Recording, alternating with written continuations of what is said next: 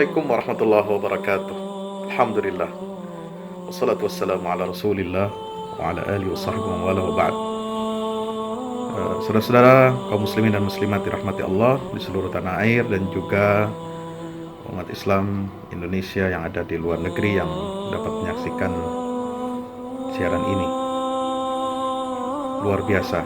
Dunia saat ini panik, sepi, lockdown. Peradaban manusia seolah-olah berputar, roda kehidupan kembali kepada situasi puluhan tahun yang lalu. Belum ada transportasi udara, belum ada transportasi laut massal seperti sekarang, belum ada kereta pesawat seperti saat ini. Tiba-tiba hiruk pikuk kota-kota besar di dunia menjadi lengang, lockdown. Semua menghindar, semua menjauh keramaian, semua menjadi takut akan satu virus yang tersebar begitu cepat yang menjadi pandemi global di seluruh dunia. Virus ini dinamakan Coronavirus Disease 2019 atau COVID-19, berasal dari provinsi Wuhan, China. Yang konon, ya, sebagaimana diberitakan ramai, berasal dari penularan, ya, kebiasaan memakan kelelawar, ya, lalu bermutasi bergabung menjadi suatu virus yang membahayakan kehidupan manusia.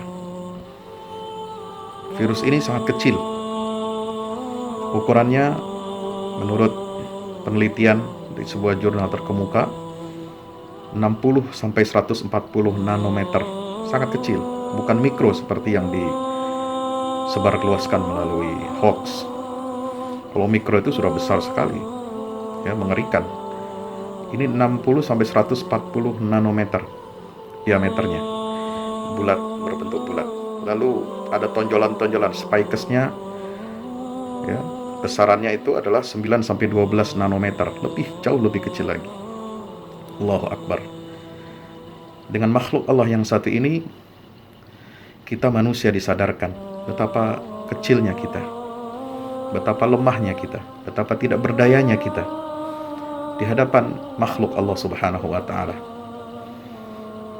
Terlepas dari teori konspirasi, terlepas dari cerita-cerita, ya, baik yang hakiki maupun hayalat,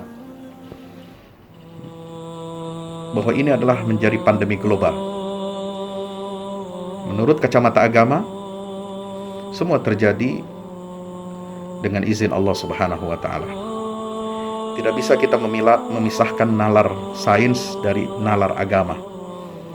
Bagi orang beriman, kita harus melihat fenomena ini dengan dua kacamata, nalar sains, kacamata sains, dan kacamata agama. Allah yang menciptakan semua makhluk di muka bumi ini, termasuk virus Corona COVID-19 ini. Ketika manusia tidak berdaya, ketika manusia lemah di hadapan makhluk Allah yang sangat kecil ini, yang tidak bisa diukur, bahkan banyak riset yang membuktikan tidak harus ada simptom atau gejala-gejala penyakit. Dia tidak bisa, ya, terdeteksi secara akurat. Subhanallah. Maka itu mari kita merenung, ya, lemahnya, tidak berdayanya kita manusia di hadapan Allah. Tidak boleh sombong, tidak boleh jumawa, tidak boleh merasa kuat. Ini semua karena bisa jadi karena akibat kezaliman kita, manusia yang zalim terhadap diri sendiri, makan sembarangan, makan dari apa yang diharamkan oleh Allah Subhanahu wa Ta'ala. Kita tidak berdakwah amar ma'ruf nahi mungkar kepada mereka yang melakukan kezaliman ini. Juga barangkali kita zalim karena membolehkan masuk aliran orang-orang yang berasal dari negara yang menjadi tempat asal wabah itu muncul. Ini salah satu perbuatan zalim, dan ini mungkin teguran dari Allah Subhanahu wa Ta'ala kepada kita semua. Hampir semua negara dengan kasus ya, infeksi COVID-19 yang tergolong besar di dunia, semuanya karena menganggap remeh dan mengentengkan. Mereka memiliki kerjasama yang intens dengan RRC, Iran, ya, Italia, Korea Selatan, dan na'udzubillah, jangan sampai Indonesia seperti ini. Mari kita banyak berdoa, bermunajat kepada Allah Subhanahu wa Ta'ala, kunut nazilah, banyak bertobat, banyak beristighfar kepada Allah, banyak bersedekah untuk tolak bala. Dan selain itu kita juga harus ikhtiar mengikuti standar kesehatan, ya, Badan WHO, kesehatan dunia. Kita gabungkan antara ikhtiar bumi dengan solusi dari langit, dari Allah dan Rasulnya. Banyak berdoa, bermunajat. Bismillahilladzi la yadurru ma'asmi syai'un fil ardi wala fis sama'i was samiul alim. A'udzu bikalimatillahi tammati min syarri ma khalaq. Dan doa-doa yang lainnya. Juga doa-doa, ayat-ayat yang menerangkan tentang penjagaan Allah Subhanahu wa Ta'ala. Allahu khairun hafiza wa huwa arhamur rahimin.